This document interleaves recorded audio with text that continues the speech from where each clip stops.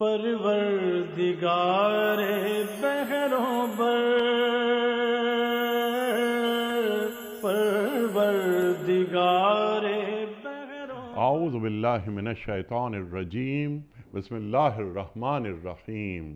ان اللہ وملائکتہ یصلون علی النبی یا ایہا الذین آمنوا صلوا علیہ وسلموا تسلیما۔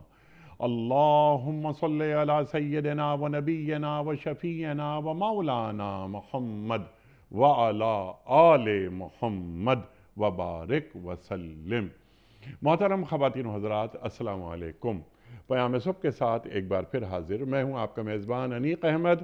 خواتین و حضرات، پیام صبح میں ہم پیر، منگل، بدھ اور جمعرات ان 4 دنوں میں قرآن کریم کی مختلف آیات پر بات کرواتے ہیں، اپنے ملک کے جید علماء سے سیکھتے ہیں کہ قرآن کریم کیا فرما رہا ہے اور کس کس طرح ہمیں ہدایت دے رہا ہے، ہمیں روشنی بخش رہا ہے، کس کس طرح ہم قرآن کریم سے ملنے والی رحمت کے اہل ہو جاتے ہیں۔ قرآن کریم شفا ہے، قرآن کریم فرقان ہے، قرآن کریم میزان ہے۔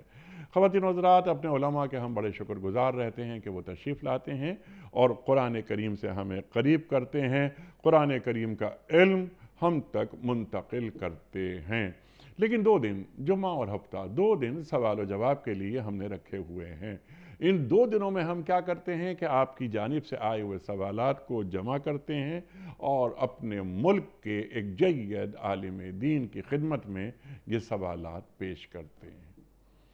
حاصل کیا جائے ان سے سبق اور اپنے مسائل کا حل ان سے لیا جائے، یہ ہے بنیادی نکتہ کہ جس کے لیے ہم نے 2 دن رکھے ہوئے ہیں۔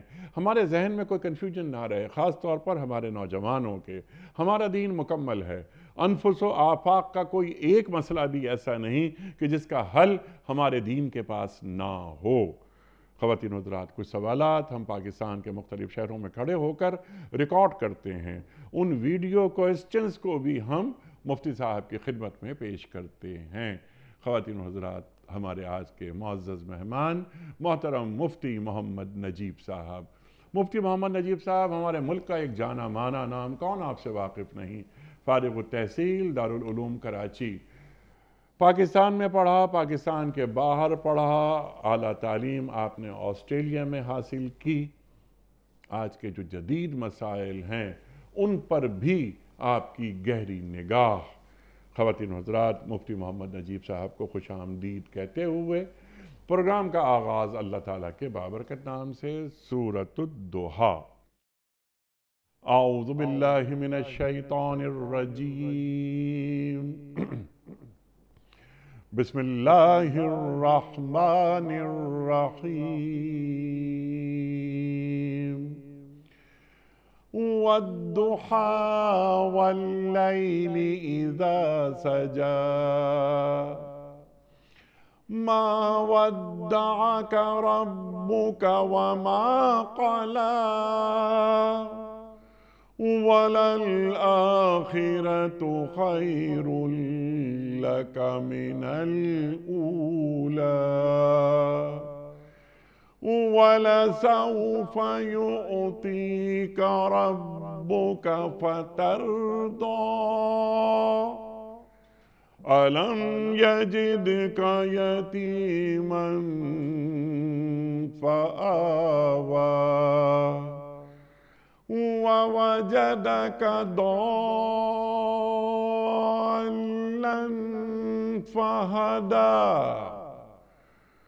وَوَجَدَكَ عَائِلًا فَأَغْنَى فَأَمَّا الْيَتِيمَ فَلَا تَقْهَرْ وَأَمَّا السَّائِلَ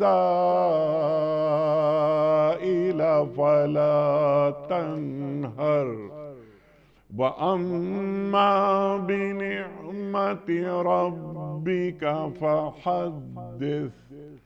صدق اللہ العظیم۔ قسم روز روشن کی اور رات کی جبکہ وہ سکون کے ساتھ طاری ہو جائے، اے نبی صلی اللہ علیہ وآلہ وسلم، آپ کے رب نے آپ کو ہرگز نہیں چھوڑا اور نہ ہی وہ ناراض ہوا، اور یقیناً آپ کے لیے بات کا دور پہلے دور سے بہتر ہے، اور عنقریب آپ کا رب آپ کو اتنا دے گا کہ آپ خوش ہو جائیں گے۔ کیا اس نے آپ کو یتیم نہیں پایا اور پھر ٹھکانہ فراہم کیا، اور آپ کو اپنی یاد میں گم پایا اور ہدایت بخشی، اور آپ کو نادار پایا اور پھر مالدار کر دیا؟ لہٰذا یتیم پر سختی نہ کیجیے اور سائل کو نہ جھڑکیے، اور اپنے رب کی نعمت کا اظہار کیجیے۔ خواتین و حضرات، محترم مفتی محمد نجیب صاحب کی خدمت میں پہلا سوال، بہت اچھا سوال اور ذرا ایک مشکل سوال ہے کہ عبدالرزاق صاحب ہیں کراچی سے۔ سوال ان کا یہ ہے کہ مفتی صاحب، قرض یعنی لون اور دین یعنی ڈیٹ، ان دونوں میں کوئی فرق ہے؟ بسم اللہ الرحمن الرحیم، نحمدہ و نصلی علی رسولہ الکریم۔ دیکھیں، قرض جو ہے وہ تو آپ کسی کو کوئی پیسہ ادھار پر دیں یا کوئی چیز ادھار پر دیں، آٹا ادھار پہ دیں، کوئی چیز ادھار پہ دیں، اس کو تو قرض کہتے ہیں۔ ٹھیک۔ دین فقہ کی زبان میں تو اسے کہا جاتا ہے جو کسی عقد کے نتیجے میں ذمہ داری وجود میں آتی ہے۔ اچھا، لیکن ذمہ داری تو ادائیگی کی قرض کے اندر بھی ہوتی ہے۔ اس لیے علماء نے لکھا ہے کہ دین جو ہے وہ عموم ہے اور قرض جو ہے وہ اس کا ایک حصہ ہے۔ اچھا، دین جو ہے اس کو جیسے ڈیٹ انہوں نے جیسے کہا، یا قرض جو ہے اس کو لون کہتے ہیں۔ قرض جب وجود میں آتا ہے تو قرض تو ایک سوشل کانٹریکٹ ہے اسلام کے اندر۔ قرض اسلام میں ایک عبادت ہے۔ اچھا۔ اور اسی لیے اس کے اوپر اضافہ لینے کی اجازت نہیں ہے۔ اچھا۔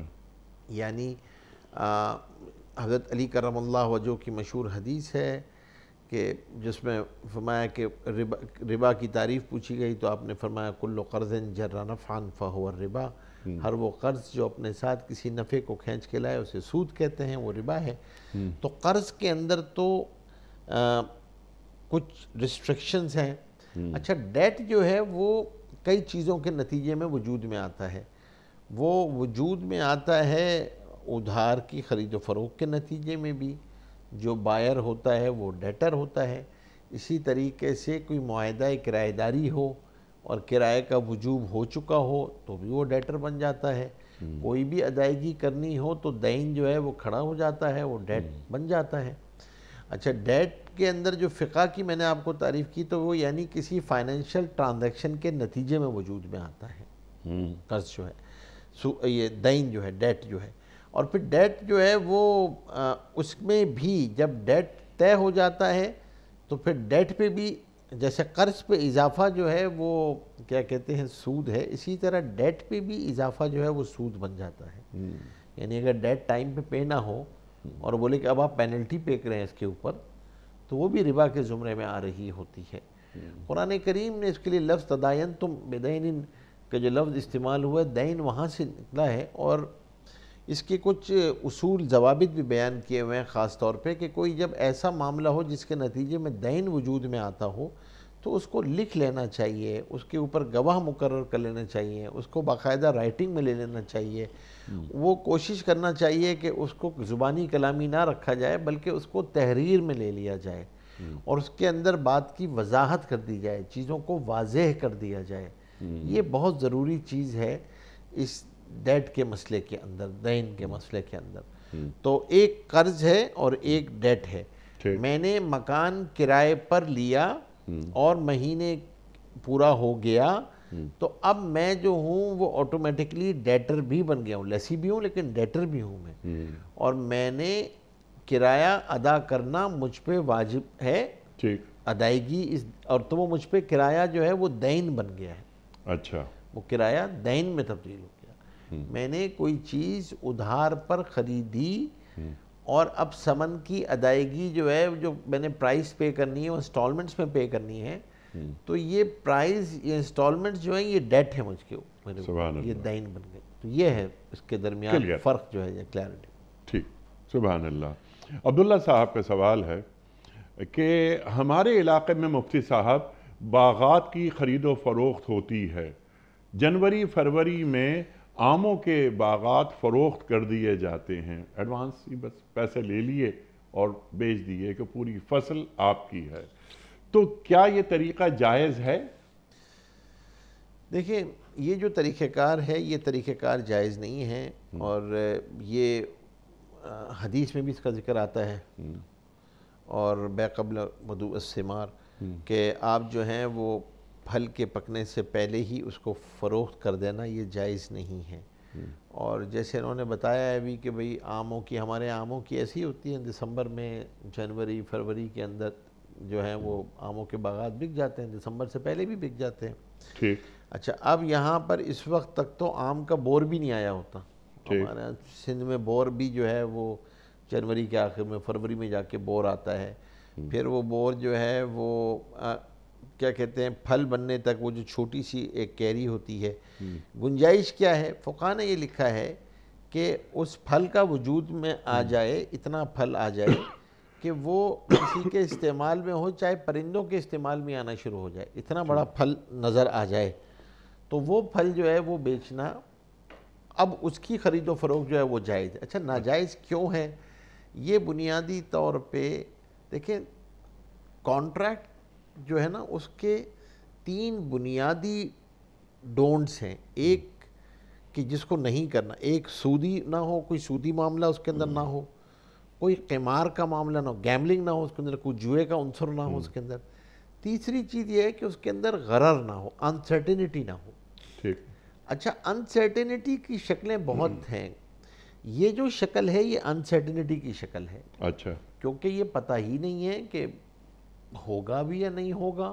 بھائی ہو سکتا ہے باغ میں ہو ہی نہ اس کے اندر جو آپ نے بیچا ہے اس کے اندر پھل ہی نہ آئے، اس کے اندر کیڑا لگ جائے، اس کے اندر کوئی مسئلہ ہو جائے.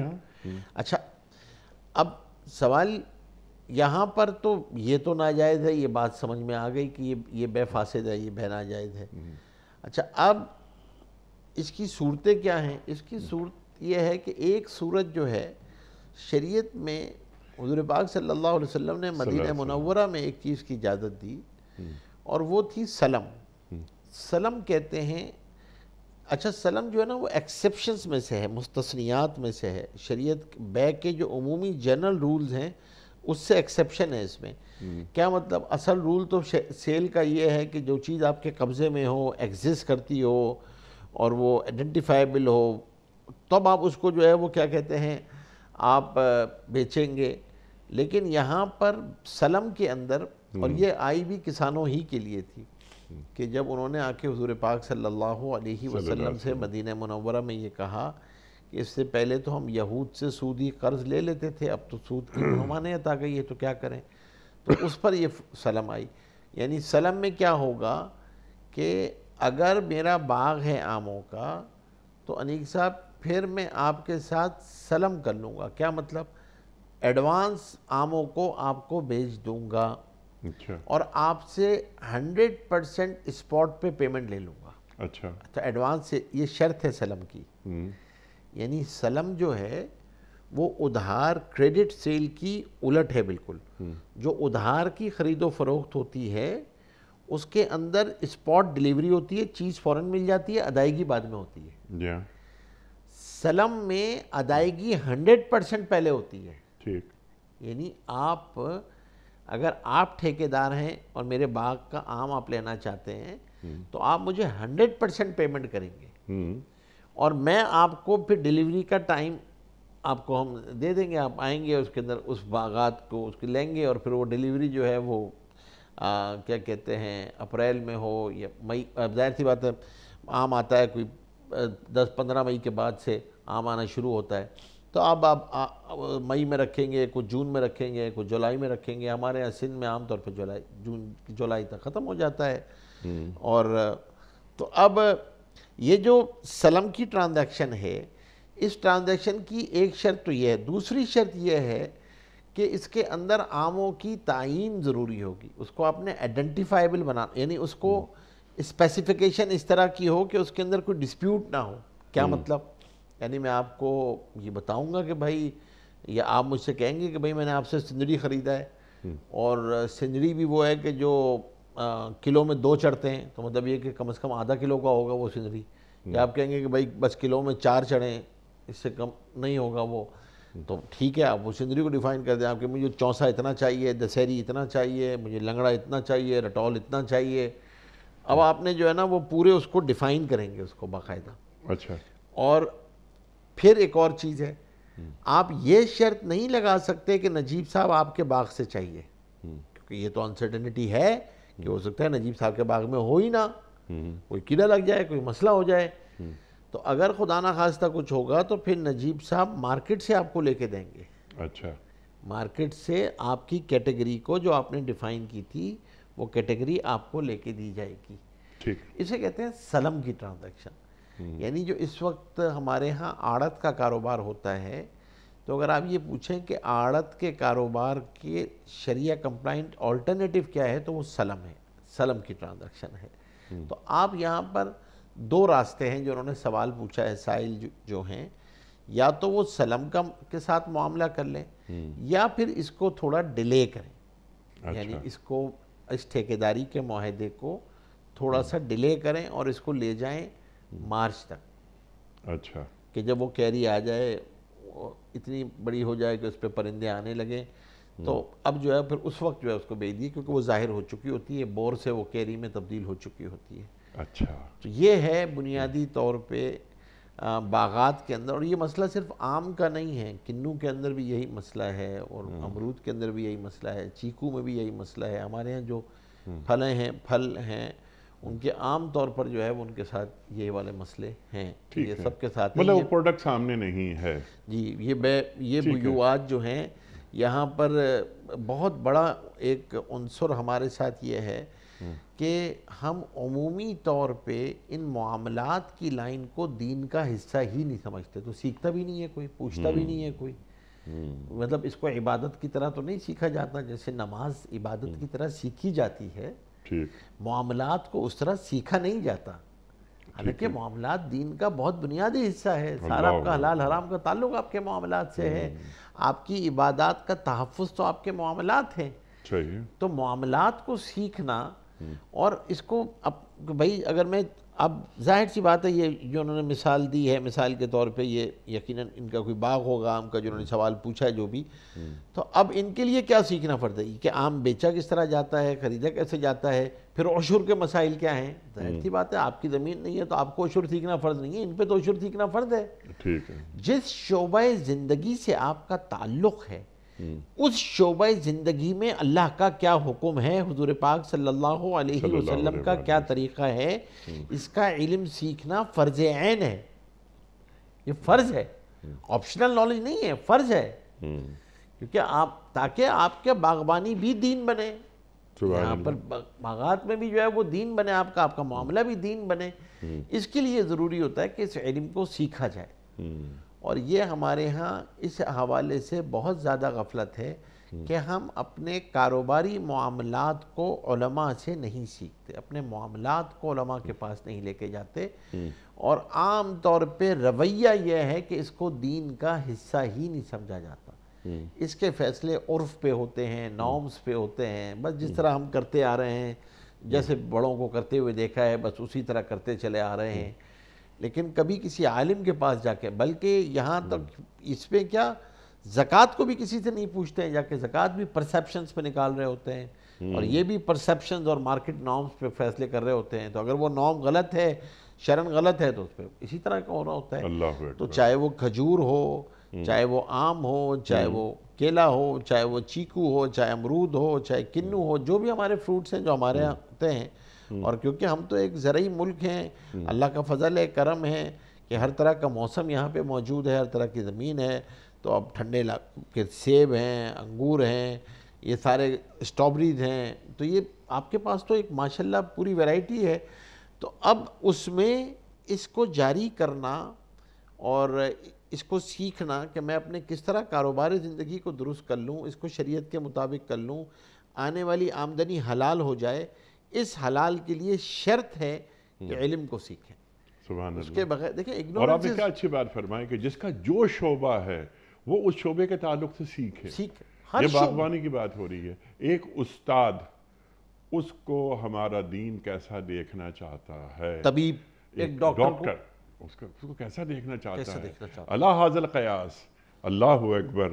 تو یہ بہت امپورٹنٹ بات ہے کہ اسے معلوم ہی نہیں کہ مجھے میرے رسول صلی اللہ علیہ وسلم کیسا دیکھنا چاہتے ہیں، میں ان کا امتی ہوں، تو مجھے سیکھنا ضروری ہے، جیسا کہ آپ نے تعلیم کیا۔ تو یہ اچھا مختصراً یہ کہ وہ آموں کے باغات جو ایڈوانس انہوں نے لکھا ہے یہ تو وہ جائز اجازت نہیں ہے، یہ جائز نہیں، وہ جائز نہیں ہے جب تک کہ اس میں بور نہ آ جائے، پھل نہ آ جائے۔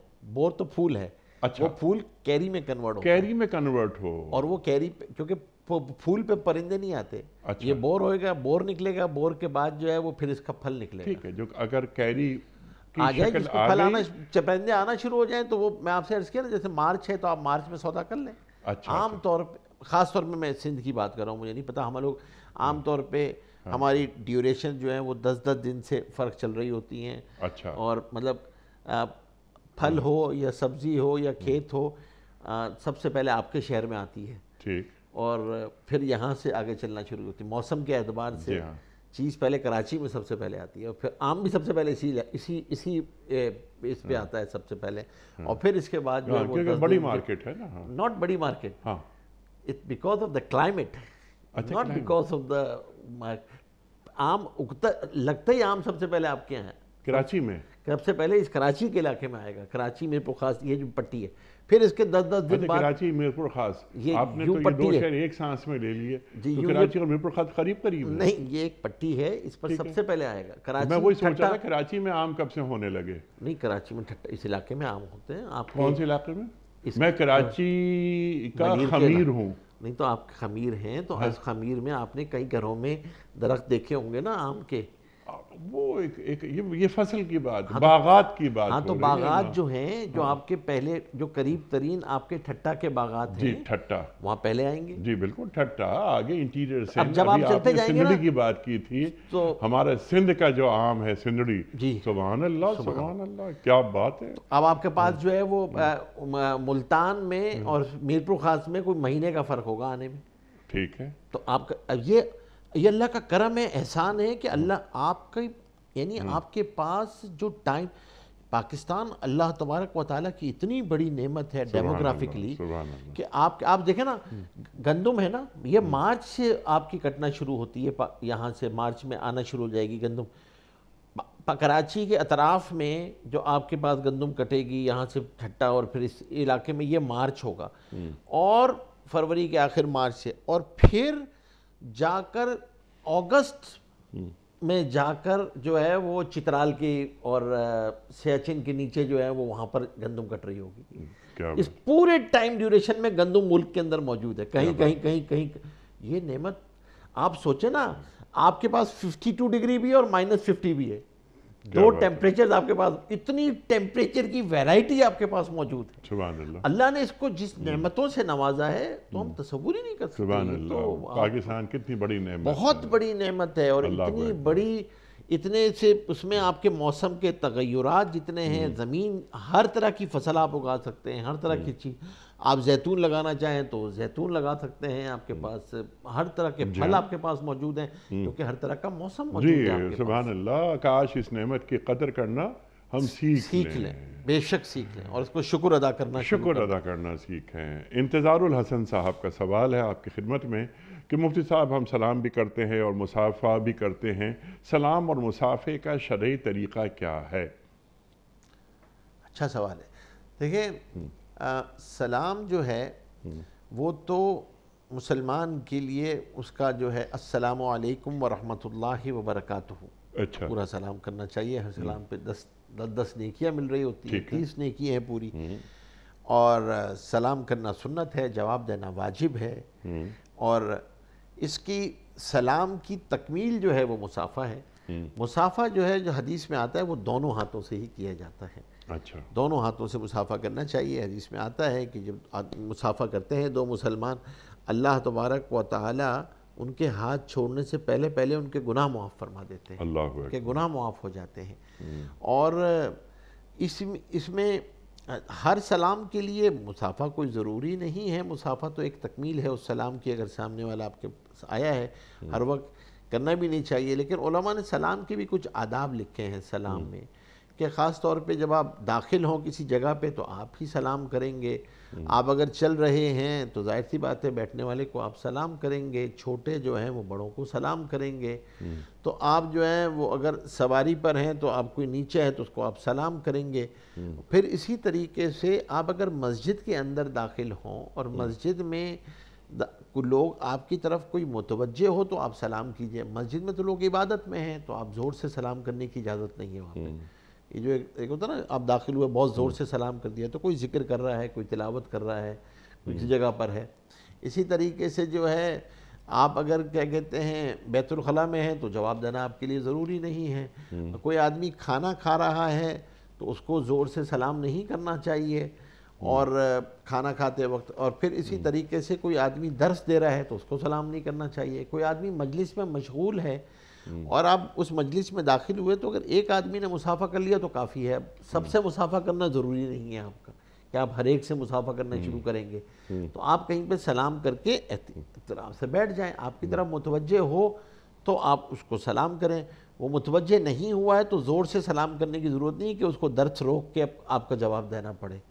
تو اس لیے خاص طور پر جو ہے وہ اذان ہو رہی ہو تو پھر سلام نہیں کرنا چاہیے، اذان کا جواب دینا واجب ہے، تو آپ اذان، تو آپ اس میں بھی اس بات کی رعایت ہے، کوئی آدمی بیت الخلاء میں ہو، کوئی آدمی قضائے حاجت میں، اس موقع پہ اس کو سلام نہیں کرنا چاہیے۔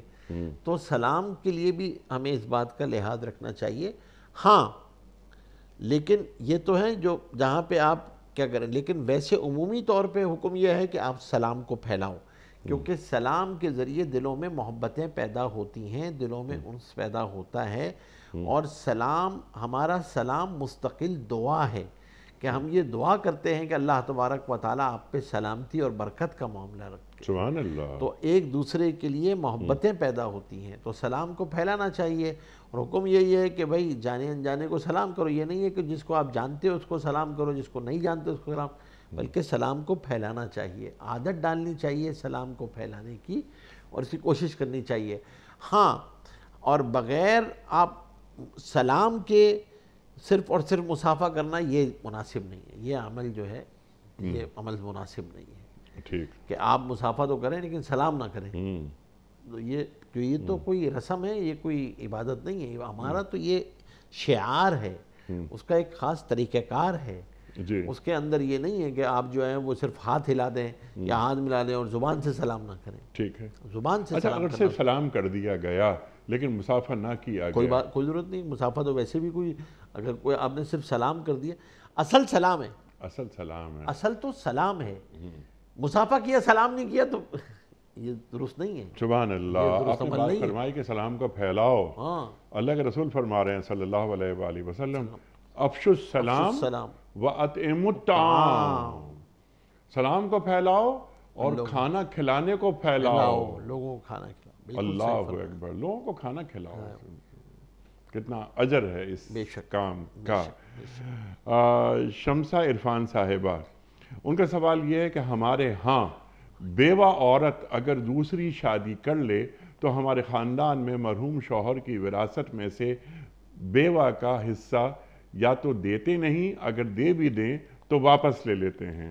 وہ کہتے ہیں کہ اب تم نے اگلا نکاح کر لیا ہے لہٰذا تمہاری وراثت ختم ہو گئی، کیا شریعت کی طرف سے یہ جائز ہے؟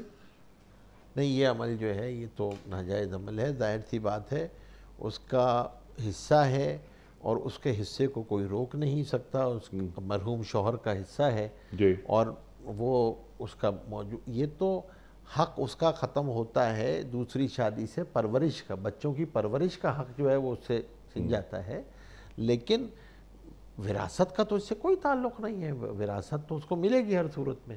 انتہائی غلط رسم ہے، کیونکہ ظاہر سی بات ہے، حدیث میں آتا ہے جو وراثت میں رکاوٹ بنتا ہے اللہ اس کو جنت کی میراث سے محروم فرما دیتے ہیں. بہت بڑی وعید ہے. تو وراثت میں تو اگر یہ کوئی ان کی کوئی خاندانی طریقہ کار ہے, خاندانی رسم ہے کہ اب تم نے دوسری شادی کر لی تو اب دوسری شادی کرنے کی وجہ سے پہلی وراثت نہیں ملے گی, یہ ناجائز ہے. اس کا وراثت کا حق ہے, وہ اس کو ملے گا, اس کو ملے گا. افتخار درانی صاحب ہیں کراچی سے کہ ہم دفتری اوقات میں ذاتی کام بھی کر لیتے ہیں. بعض اوقات دفتر سے باہر نکل جاتے ہیں, اپنے کام ختم کر کے واپس آتے ہیں. کیا ہمارے یہ عمل جائز ہے؟ دیکھیں یہ عمل جو ہے جائز نہیں ہے, الا یہ کہ آپ کے اس مالک کی طرف سے جو بھی آپ کا امپلائر ہے اس کی طرف سے آپ کو اجازت بھی ہو اس کی. ٹھیک. اگر اس کی طرف سے اجازت ہے تو پھر آپ یہ کر سکتے ہیں, ورنہ یہ عمل کیوں آپ اس کے, کیونکہ آپ اس کی اجرت لے رہے ہیں. ٹھیک ہے. اور اس وقت کی اجرت لے رہے ہیں, اس ہے. کام کی آپ اجرت لے رہے ہیں. تو اس میں وہ آپ کو اگر اجازت نہیں دیتا اس بات کی تو پھر آپ کے لیے جائز نہیں ہے. علماء نے تو یہاں تک لکھا ہے کہ نوافل کی بھی اجازت لینی چاہیے اس کی, کوئی نفلی کام کے لیے بھی اجازت لینی چاہیے, تلاوت کے لیے بھی اجازت لینی چاہیے. ہاں فرض ہے, فرض نماز پڑھ کے آپ واپس آ جائیں, فرض پڑھ کے واپس آ جائیں, فرض کے لیے وہ نہیں روک سکتا آپ کو, لیکن نوافل کے لیے تو آپ کو اجازت لینی پڑے گی, کیونکہ اصل تو یہ فرض ہے آپ کا. فرض یہ ہے جو آپ نے, کیونکہ اس کے معاملہ ہے نا, آپ اس کے عوض میں پیسے لے رہے ہیں تو وقت اس کا ہے, یہ اس کو آپ نے دیا ہوا ہے, اس کے کام کے لیے دیا ہوا ہے. تو وہ اس نے آپ کی منفعت کو لیا ہوا ہے, آپ کی منفعت سے وہ فائدہ اٹھا رہا ہے, اس کی اجرت دے رہا ہے آپ کو. ٹھیک ہے. اب یہ جائز یہ تو پرائیویٹ جاب کی بات ہو گئی نا. اب سرکاری ادارہ ہے, وہاں آفس ٹائم ہے 8 بجے کا, تو 8 بجے کون جاتا ہے, کوئی پوچھنے والا نہیں, کس سے اجازت لی جائے. 10 بجے پہنچ رہے ہیں, چائے منگائی, اخبارات منگائے, اور ایک جیسے کہ احسان کر رہے ہیں کہ ہم دفتر آ گئے ہیں, اور کام نہیں کر رہے ہیں. ڈیوٹی دینے کی تنخواہ دی جا رہی ہے, حکومت پاکستان دے رہی ہے. اگر ایک شخص 8 بجے کی جگہ 10 بجے آفس آ رہا ہے, 4 بجے اس کا آف ہونا ہے, وہ 2 بجے آف کر کے چلا جاتا ہے, گھومتا ہے, پھرتا ہے, اپنے کام کرتا ہے, یا سرکاری ملازم ہونے کے باوجود ایک اور جاب بھی کر رہا ہے, یہ تمام چیزیں حرام ہیں. بالکل ناجائز ہے, بالکل ناجائز ہے, یہ جائز نہیں ہے. بلکہ آدمی کو یہ چاہیے کہ بھائی ویسے تو ہر جگہ پہ کیونکہ حاضری کا نظم ہوتا ہے اور اٹینڈنس کا ایک نظم موجود ہوتا ہے, لیکن اگر کوئی ایسی جگہ ہے جہاں اٹینڈنس کا نظم ہی نہیں ہے تو پھر وہ اتنے پیسوں کو صدقہ کرے, واپس حکومت کو لوٹائے. کیونکہ اس وقت تو وہ آیا ہی نہیں تھا, وہ آیا ہی 11 بجے ہے. کیونکہ اگر اٹینڈنس ہے تو وہ تو چلیں پھر آپ کو اٹینڈنس لگی جائے گی, آپ کی اسی اعتبار سے اٹینڈنس لگ جائے گی آپ کی. لیکن اگر خدا نخواستہ اٹینڈنس نہیں ہے تو پھر خود اس کی رعایت رکھے. اور چاہے حکومت پرائیویٹ تو چلیں پھر بھی ایک چھوٹا سا کوئی ادارہ ہوتا ہے نا, حکومت تو آپ کو جو پیسے دے رہی ہے, اب 22 کروڑ عوام کے ملازم ہیں نا, تو 22 کروڑ عوام سے کون آدمی توبہ کرواتا پھرے گا, کون معافی مانگتا پھرے گا. ان کا حق تلفی ہوگی نا. تو اس لیے اس وقت تو اگر حکومت کا ادارہ ہے تو اور زیادہ احتیاط کرنی چاہیے. اللہ تبارک و تعالیٰ نے حلال حرام کا جو مسئلہ ہے, معاملات کا جو مسئلہ ہے, اور یہ جو آیا لا تاکلوا اموالکم بینکم بالباطل, تو یہ تو یہی تو ناحق طریقے سے مال کو لینا ہے, ہتھیانا ہے. تو کوئی بہت زیادہ فرق تو نہیں ہوتا ہے جو رشوت لے رہا ہوتا ہے اور جو اس طرح مال کام کر رہا ہوتا ہے, دونوں کا معاملہ ایک ہی جیسا ہوتا ہے. اور کمال بات یہ ہے کہ لوگوں کو احساس تک نہیں ہوتا کہ ہم ایک حرام کام کر رہے ہیں. 8 بجے کی جگہ 10 بجے آفس جا رہے ہیں تو 2 گھنٹے کی جو انکم ہے وہ حرام ہو گئی. احساس ہی نہیں ہے اس بات کا. یا تو آپ کی تنخواہ کٹ رہی ہے تو چلو ٹھیک ہے, اگر آپ کی تنخواہ کٹ رہی ہے, نہیں اگر کٹے کی تنخواہ تو پھر لیٹ کبھی نہیں ہوگا آدمی. مسئلہ یہ ہے. اور آفس آئے عام طور پہ تو یہ اٹینڈنس اور اس کا لیٹ کمنگز اور اس کا ہوتا ہے کہ کٹتی ہیں اٹینڈنس وغیرہ پہ. جی ہاں, لیکن مجموعی طور پہ مجموعی طور پہ ایسا نہیں کہ بالکل ایسا ہی ہے. کچھ جگہوں پہ ہم یہ دیکھتے ہیں, بلکہ بالعموم سرکاری اداروں میں کیونکہ سختی نہیں ہو رہی, کوئی چیک نہیں ہے, تو اس کی وجہ سے یہ مسائل درپیش ہوتے ہیں. کہ آ گئے کوئی مسئلہ نہیں ہے. عام ہمارے رویے یہ ہیں کہ ہم اس کو ویسے بھی کوئی ٹائم مینجمنٹ کو یا ٹائم کمٹمنٹ کو ہم ویسے بھی کوئی, جی بالکل. لیکن پرائیویٹ جاب اگر آدمی کر رہا ہو تو پھر کیوں یہ عمل نہیں کرتا. سرکاری جاب ہے, چلتا ہے, جیسے آپ نے کہا نا 22 کروڑ کون ہمیں دیکھے گا, لیکن ایک پرائیویٹ جاب ہے، 5 منٹ لیٹ آ کے دکھا دیجئے۔ ابھی آپ نے بات کی تھی کہ پاکستان ایک نعمت ہے، بے شک۔ تو کیا ہم اس نعمت کی قدر کر رہے ہیں؟ کیا اس کی ترقی میں اور اس کی بنیادوں کو مضبوط کر رہے ہیں؟ ایک آدمی، معمولی سی بات ہے کہ ایک آدمی 8 بجے کی جگہ 10 بجے آ رہا ہے اور پھر وہ یہ کہتا ہے کہ میں پاکستان سے محبت کرتا ہوں، تو اس کا یہ دعویٰ جھوٹا اور باطل نہیں ہے؟ ہاں بالکل بالکل، اس کا عمل جو ہے بالکل اس کے خلاف ہے۔ اس کے خلاف ہے کہ میں محبت کرتا ہوں پاکستان سے، کام آپ سے ہوتا نہیں، کنڈا لگا کے بجلی لے رہے ہیں، ٹیکس چرانے کی پوری کوشش کر رہے ہیں کہ صاحب اسی لیے کہ صاحب ہمارے بڑے کھا جاتے ہیں ٹیکس، یہ ان کا کام ہے، آپ اپنا کام پورا کیجئے۔ بالکل بالکل، یہ رویہ جو معاشرے میں اگر پیدا ہو جائے کہ اپنی غلطیاں ہمیشہ دوسرے پہ ڈالنا شروع کر دیں، تو یہ تو پھر آپ نو اینڈنگ اسٹوری ہے، اس میں تو آپ کبھی بھی، یہ تو ایک نو اینڈنگ اسٹوری ہے، تو اس کا بہت بڑا نقصان ہوتا ہے، اور یہ کئی منفی رویوں کو پھر اس سے ذریعے سے کئی منفی رویے پیدا ہو رہے ہیں، کئی منفی رویے اس کی وجہ سے، اور معاشرے کی جو ہے نا، جو آپس کا بیلنسنگ پاورز ہے نا وہ ہل جاتی ہیں، جو اس کا ترازو ہے نا وہ پورا بیلنس آؤٹ ہو جاتا ہے۔ جی ہاں، تو ایک شکر گزار قوم پیدا ہونی چاہیے، شکایت گزار نہیں ہونی چاہیے۔ بعض لوگ دیکھتے ہیں نا، ملتے ہیں ہمیں، ابھی 1 منٹ نہیں ہوا ملاقات کو اور کوئی نہ کوئی شکایت وہ لے آتے، یار یہ کیا ہو رہا ہے، دیکھ یار کیا مسئلہ ہے یار۔ اب دیکھیں یار، ہم کھڑے ہوئے تھے وہاں اور وہ گاڑی والا آیا اور وہ ایک پانی ہمارے کپڑوں پر ڈال کے چلا گیا، آپ کھڑے ہوئے کیوں تھے؟ آپ احتیاط نہیں کر سکتے تھے، وغیرہ وغیرہ۔ شکایت سے گفتگو شروع ہوتی ہے، شکایت پہ ختم ہو جاتی ہے۔ ہمارے گھروں میں بھی مفتی صاحب، یعنی یہ بہت سیریس بات کے طور پہ میں یہاں بیان کر رہا ہوں، کتنے گھروں میں، ہمارے گھروں میں، ہمارے کزنس وغیرہ، ایکسٹینڈڈ فیملی، شکر گزاری کا ذکر ہوتا ہے کہ ہمارے گھروں میں کیا نہیں ہے اس کا ذکر تو ہو رہا ہے، لیکن کیا ہے اس کا ذکر نہیں ہو رہا۔ کیسی کیسی نعمتیں اللہ تعالیٰ ہم پر نازل کر رہا ہے، لیکن دیکھیں یہ کیا، یہ اور خاص طور پہ خواتین ایسا ماحول بنائیں جہاں شکر گزاری کا ذکر ہو رہا ہو، ماحول کیسا خوبصورت ماحول بن جائے گا، اور اولاد میں جا رہی ہے یہ بات کہ ہاں شکایت دور، خود سے دور رکھیں، ارشاد۔ بالکل آپ کی بات درست ہے۔ دیکھیں، شکر کے رویے جو ہوتے ہیں، اور شکر ظاہر بھی رویے سے ہی ہوتا ہے، تعریف زبان سے کرنے کو تو حمد کہتے ہیں، جی ہاں، شکر تو بنیادی طور پہ اس کا تعلق آپ کے عمل سے ہے، آپ کے رویوں سے ہے، آپ کے یعنی شاکرانہ رویے ہونے چاہیے، جی جی، اور وہ شاکرانہ رویے نظر آنے چاہیے۔ جی الحمدللہ، شکر کا حمد شکر گزاری کوئی اور چیز ہے، شکر گزاری تو اعضاء و جوارے سے ظاہر ہو رہا اعضاء ہو، و جوارے سے ظاہر ہو رہا ہو، اور جب آدمی شکر کرتا ہے تو اللہ تبارک و تعالیٰ نے جو نعمت عطا کی ہوئی ہوتی ہے، جس نعمت کا وہ شکر ادا کرنا شروع کرتا ہے عملی طور پہ، تو اس نعمت کو برتنے کی توفیق عطا فرماتے ہیں، اس نعمت سے فائدہ اٹھا پاتا ہے آدمی، ورنہ انیق صاحب نعمت ہوتے ہوئے آدمی نعمت سے فائدہ نہیں اٹھا پاتا۔ اللہ اکبر، ماں باپ کی نعمت موجود ہو اور شکر نہ کرے تو ماں باپ کی برکات سے محروم ہو جاتا ہے، اللہ، اولاد کی نعمت موجود ہو اور اس پہ شکر نہ کرے اور شاکرانہ رویے نہ ہو اولاد کی طرف، تو اولاد ہوتے ہوئے اولاد کی نعمت سے محرومی ہوتی ہے، کیونکہ اس سے جو برکات حاصل آنی چاہیے تھی وہ برکات نہیں ہوتی، پھر اور صرف طلب اس کے یہ لیے ہے آزمائش بن جاتی ہے۔ آنکھوں کی ٹھنڈک اولاد کیسے بنے گی، شکر گزاری ہو رہی ہے یا نہیں ہو رہی؟ والدین، اللہ اکبر، کتنی بڑی نعمت، شکر گزاری ہو رہی ہے، ذکر ہو رہا ہے، دعائیں ہو رہی ہیں والدین کے لیے، اگر نہیں ہو رہی تو غور کرنا چاہیے۔ بالکل بالکل، اپنے رویوں کو اس اعتبار سے ہمیں غور کرنا چاہیے۔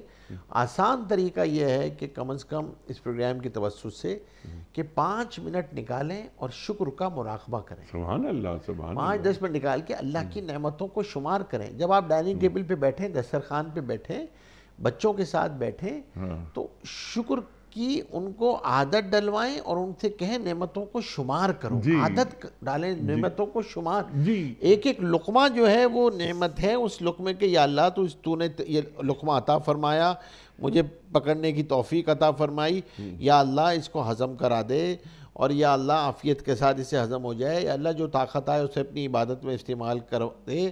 تو اب آپ ایک ایک لقمے پہ جب شکر ادا کر رہے ہیں تو پھر اللہ اس نعمت میں بھی اضافہ فرمائیں گے، اللہ۔ صحت و تندرستی بھی عطا فرمائیں گے، اور اس صحت و تندرستی کے ذریعے آپ کو عبادت میں بھی، آپ کو عبادت کی بھی توفیق عطا فرمائیں گے۔ تو نعمتوں کو شمار کرنا، اور آدمی اس کے ذریعے سے، انیق صاحب، انسان جب شکر کرتا ہے نا تو اس کا ایک ایک ڈی این اے شکر کر رہا ہوتا ہے، سبحان ایک ایک اللہ۔ خلیہ شکر کر رہا ہوتا ہے۔ نہیں، اللہ کا ساتھ حاصل ہو جاتا ہے۔ آپ اللہ کا وعدہ ہے، اور پھر شیطان کیا کہہ کے آیا ہے؟ شیطان یہ کہہ کر آیا ہے، ناشکرہ بنا دوں گا۔ صرف اور صرف آپ کو ایک ہی راستے سے گمراہ کرے گا، وہ ٹریپ کرے گا، وہ ہے کمپلینٹ، وہ ہے ناشکری۔ سب کچھ ہوتے ہوئے جو ہے نا، نعمتوں کی طرف نگاہ نہیں جائے گی، جو نہیں ہے اس کی طرف نگاہ جا رہی ہوگی۔ تو آدمی کے اندر جب شاکرانہ رویے ہوتے ہیں تو آپ سے وائبز بھی پھر شاکرانہ نکلتی ہیں۔ سبحان اللہ، جب سبحان اللہ۔ کمپلینٹ کے رویے ہوتے ہیں تو جو آپ کی وائبز ہوتی ہیں نا، ہیومنز آر ہیومنز، وہ بہت ہی پاورفل چیز ہے بھائی۔ آپ داخل ہوتے ہیں نا گھر میں تو آپ کی ایک ڈیفرنٹ وائبز آپ سے نکلتی ہیں، آپ کی لہریں، آپ کے اثرات آپ کے بالکل ڈیفرنٹ ہوتے ہیں۔ اور جو لوگ شکر کر رہے ہوتے ہیں ان کے پاس آپ جا کے بیٹھتے ہیں تو طبیعت نہال ہو جاتی ہے، وہ ان کے شاکرانہ وائبز ہوتی ہیں، ایمانی وائبز ہوتی ہیں جو نکلتی ہیں انسان سے۔ تو ہمیں اس بات کا خاص طور پہ خیال کرنا چاہیے، کیونکہ آج کل جو ماحول بنا ہوا ہے اس میں بہت زیادہ ہماری گفتگو منفی ہوتی جا رہی ہے۔ شادی میں جائیں، کہیں جا کے شاکرانہ رویے، شاکرانہ رویوں کو وجود میں لانا چاہیے۔ کہ اللہ نے نعمتیں ہمیں دی ہیں، وَإِن تُعُدُّوا نِعْمَتَ اللَّهِ لَا تُحْصُوهَا۔ اللہ اکبر۔ یہ جو آپ نے بات کی کھانے کی، ایک زمانے میں یہ ہوا کہ میرا ایک کلیگ اور میں ساتھ کھانا کھاتے تھے، تو وہ کھانے سے پہلے چھوٹی چھوٹی کچھ گولیاں، کچھ ٹیبلٹس وہ لیتا تھا، ان کو چباتا تھا، پانی کے ساتھ نہیں لیتا تھا۔ تو ایک دن میں نے اس سے پوچھا کہ تم کیا کرتے ہو، تم یہ ٹیبلٹ سے لیتے ہو، چباتے ہو، وغیرہ وغیرہ۔ تو اس نے مجھ سے یہ کہا کہ میں کھانا کھا ہی نہیں سکتا۔ میں نے پوچھا کیوں؟ کہ ان ٹیبلٹس کی وجہ سے میرے منہ میں یہ تھوک پیدا ہوتا ہے۔ یہ کھانا کھانے کے لیے یا چبانے کے لیے یہ تھوک بہت ضروری ہوتا ہے جو ہمارے منہ میں ہوتا ہے، اگر یہ نہ ہو تو ہم کھانا نہیں کھا سکتے۔ اور میں دونوں ہاتھوں سے اپنا سر پکڑ کر بیٹھ گیا کہ یہ دیکھیں کہ مجھ میں ایک بیماری ہے، میرے اندر، میرے منہ کے اندر لعاب نہیں بنتا، تو یہ لعاب یہ گولیاں بنا دیتی ہیں۔ تو اللہ تعالیٰ نے کتنی بڑی بڑی نعمتیں ہمیں دی ہیں۔ اللہ اکبر۔ مفتی صاحب کم از کم ایک آدھ سوال تو رکھیں آپ کی خدمت میں، ویڈیو کوئسچن۔ السلام علیکم مفتی صاحب، میرا آپ سے سوال یہ ہے کہ شعبان کے روزوں کی کیا فضیلت ہے؟ شعبان کے روزوں کی کیا فضیلت ہے؟ ارشاد۔ دیکھیں، حضور پاک صلی اللہ علیہ وسلم نے رمضان کے علاوہ سب سے زیادہ جو روزے رکھے ہیں وہ شعبان کا مہینہ ہے، اور فرمایا شعبان کا مہینہ جو ہے وہ رمضان کی تیاری کا مہینہ ہے۔ اس میں بھی ایک روزہ حضور پاک صلی اللہ علیہ وسلم سے ایک دفعہ ثابت بھی ہے، بعض تابعین کیا اس کا اہتمام بھی ہے، اور وہ ہے 15 شعبان کا روزہ، کہ 15 شعبان کو روزہ رکھا ہے۔ لیکن حضور پاک صلی اللہ علیہ وسلم نے ویسے بھی عمومی طور پہ سب سے زیادہ روزے رمضان کے علاوہ اگر کسی مہینے میں رکھے ہیں تو وہ شعبان کے مہینے میں رکھے ہیں، اس لیے فرمایا کہ شعبان جو ہے وہ رمضان کی تیاری کا مہینہ ہے، اور برکت والے مہینوں کا آغاز شعبان سے ہو جاتا ہے۔ یہ جو مہینے ہیں بلکہ رجب سے ہو جاتا ہے، ہاں رجب سے ہو جاتا ہے، رجب کے سے، کیونکہ یہ جو ہے نا یہ برکات کے مہینے ہیں، اس میں ہر مہینے کے اندر جو ہے وہ ایونٹ ہے۔ تو ہمیں یہ کوشش کرنی چاہیے کہ ہم شعبان کے مہینے میں خاص طور پہ روزے رکھنے کا اہتمام کریں۔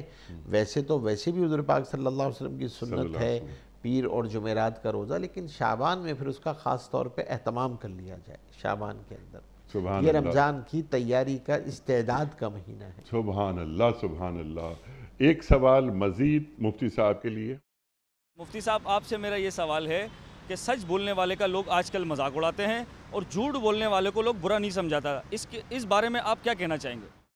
کیا اچھا سوال ہے، بظاہر چھوٹا سا سوال اور ایک غیر اہم سوال سمجھا جائے گا بعض لوگوں کی نگاہوں میں، لیکن یہ سوال کتنا زبردست ہے۔ دیکھیں، اصل بات ہی یہ ہے، یہ سوال بہت اہم سوال ہے، جی ہاں، کیونکہ حضور پاک صلی اللہ علیہ وسلم نے فرمایا کہ سچ جو ہے نا سچ وہ نجات دینے والی چیز ہے، جھوٹ جو ہے وہ ہلاک کرنے والی چیز ہے۔ اور اب ظاہر سی بات ہے، حضور پاک صلی اللہ علیہ وسلم فرمایا یعنی مسلمان تو جھوٹا ہو ہی نہیں سکتا، مسلمان جو ہے مسلمان جھوٹ بولے جھوٹ اور جمع ہی نہیں ہو سکتا۔ اور اب اس وقت معاشرے کے اندر یہ بھی جو ابھی ہم شاکرانہ جیسے رویوں کی بات کر رہے تھے نا، ایک منفی رویہ ہمارے اندر یہ بھی پیدا ہو گیا ہے کہ بلا کسی تحقیق کے بات کو آگے نقل کر دیتے ہیں، آگے بات بیان کر دیتے ہیں، اور جھوٹ اور سچ کی تمیز ہی ختم ہوتی چلی جا رہی ہے۔ خلاف واقع بات کو بیان کرنا جو ہے وہ اسے کوئی آدمی گناہ سمجھتا ہی نہیں ہے، کوئی جھوٹ ہی نہیں سمجھتا۔ اور پھر دوسری بات یہ ہے کہ ماں باپ سے یہ رویے یا اساتذہ سے رویے طلباء میں اور ماں باپ سے اولاد میں منتقل ہوتے ہیں یہ رویے۔ پھر جھوٹ بولنے کی وجہ سے کئی جھوٹ اپنے ساتھ جو ہوتا ہے نا، جھوٹ بانجھ نہیں ہوتا، جھوٹ اپنے ساتھ کئی گناہوں کو لے کر آتا ہے۔ اللہ اکبر۔ اس کی وجہ سے آپ کو غیبت کرنی پڑتی ہے، اس کی وجہ سے آپ کو ایک جھوٹ کو دفاع کرنے کے لیے کئی جھوٹ بولنے پڑتے ہیں، اور یہ کئی گناہ اس کے نتیجے میں وجود میں آتے ہیں۔ اور یہ معاشرے کی یعنی پستی کی علامت ہوتی ہے کہ سچ بولنے والے کے ساتھ جو ہے نا وہ آدمی اس کو بزدل سمجھتے ہیں، اس کو بیچارہ لگا دیا جاتا ہے کہ یہ بیچارہ تو بس ہمیشہ سچ ہی بولتا ہے۔ تو یعنی اس کی بیچارگی جو ہے اور اس کی شخصیت کی کمزوری کی علامت جو ہے وہ سچ بن جاتا ہے۔ اللہ اکبر۔ لعنت اللہ علی الکاذبین۔ اور اللہ نے قرآن کریم میں بیان فرما دیا کہ اللہ کی لعنت ہے اس شخص پر یعنی اللہ کی رحمت سے دور ہے، محروم ہو گیا۔ اور اللہ کے رسول صلی اللہ علیہ وآلہ وسلم ہم جن کے امتی ہیں وہ کیا فرماتے ہیں کہ مسلمان کبھی جھوٹ بول ہی نہیں سکتا۔